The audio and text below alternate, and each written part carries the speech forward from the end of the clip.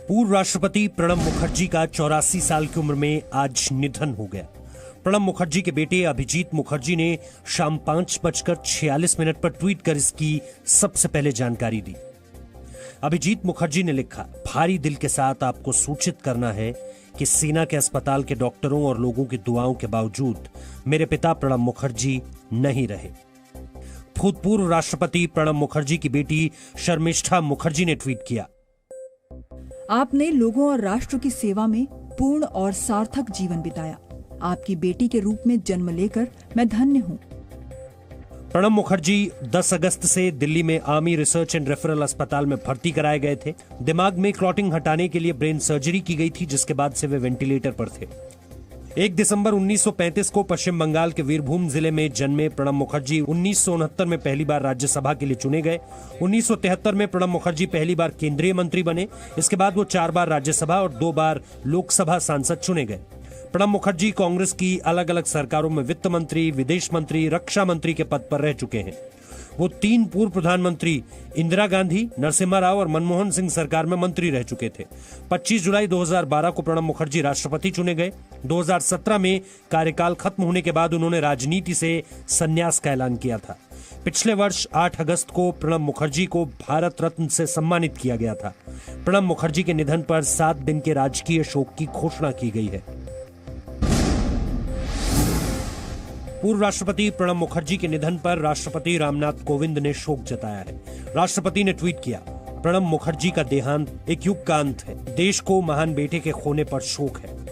प्रणब मुखर्जी के साथ 2 तस्वीरों को साझा करते हुए प्रधानमंत्री नरेंद्र मोदी ने ट्वीट किया, प्रणब मुखर्जी के निधन पर पूरा देश दुखी है।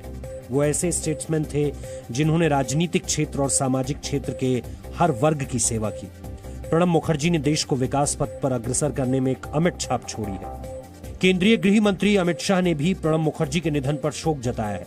गृह मंत्री ने ट्वीट किया, प्रणब मुखर्जी का जीवन सेवा और मातृभूमि के लिए योगदान के लिए हमेशा याद किया जाएगा। उनके निधन से भारतीय राजनीति में बड़ी रिक्तता आ गई है। लोकसभा अध्यक्ष ने कहा कि प्रणब मुखर्जी का निधन देश के लिए बड़ी क्षति है।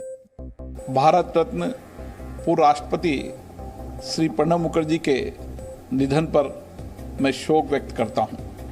5 दशक से भी अधिक अपने सार्वजनिक जीवनों में उन्होंने देश की अनुकरणीय सेवा की है। राष्ट्रीय स्वयंसेवक संघ के सरसंघ चालक मोहन भागवत ने प्रणब मुखर्जी के निधन को स्वयंसेवकों के लिए मुश्किल घड़ी बताया। उनके संपर्क में आए हम सभी संघ के स्वयंसेवकों के लिए एक बहुत बड़ी कमी का सामना करने की घड़ी है। पैंगोंग में चीन के अतिक्रमण की कोशिश पर कांग्रेस ने मोदी सरकार से सवाल पूछे हैं।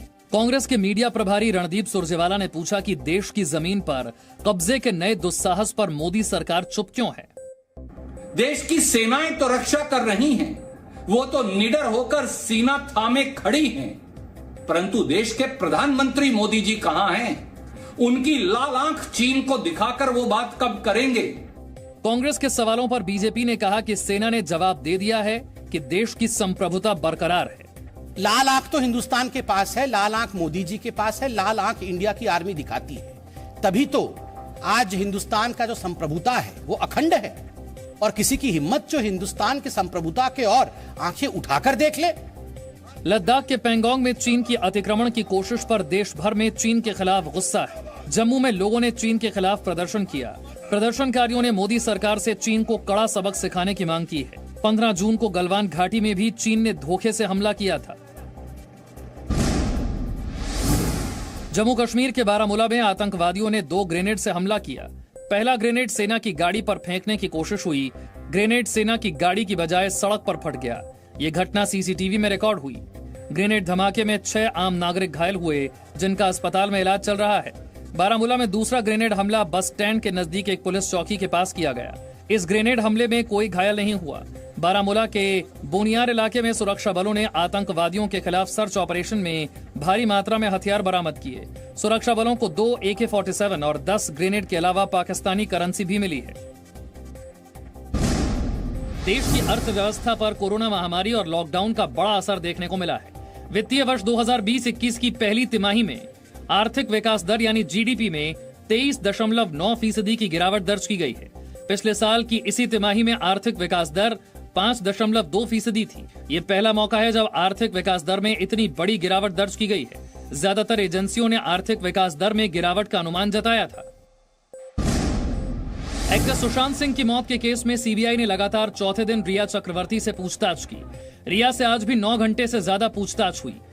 सूत्रों के मुताबिक रिया से आज पैसों और निवेश पर सवाल पूछे गए। सीबीआई की पूछताछ से बाहर आने के बाद रिया चक्रवर्ती सांता क्रूज पुलिस स्टेशन भी पहुंची। पिछले 4 दिनों में रिया चक्रवर्ती से 35 घंटे से ज्यादा की पूछताछ हुई है। सीबीआई ने सुशांत सिंह की बहन मीतू सिंह का बयान भी दर्ज किया। रिया के अलावा उनके भाई शोविक चक्रवर्ती से भी लगातार चौथे दिन पूछताछ हुई। सुशांत की मैनेजर रह चुकी श्रुति मोदी और सुशांत के दोस्त सिद्धार्थ पीठानी से भी पूछताछ की गई। रिया की talent manager Jaya Saha, cook Neeraj Singh और ड्राइवर रज्जाक से भी पूछताछ की गई। सीबीआई की एक टीम ने बांद्रा में सुशांत सिंह के घर पहुंचकर भी जांच की। प्रवर्तन निदेशालय ने आज गौरव आर्या से पूछताछ की। गौरव आर्या और रिया चक्रवर्ती के बीच ड्रग्स चैट सामने आया था। वहीं ड्रग्स केस में रिया की भूमिका पर सुशांत की मैनेजर रह चुकी श्रुति मोदी के वकील ने सवाल उठाए हैं।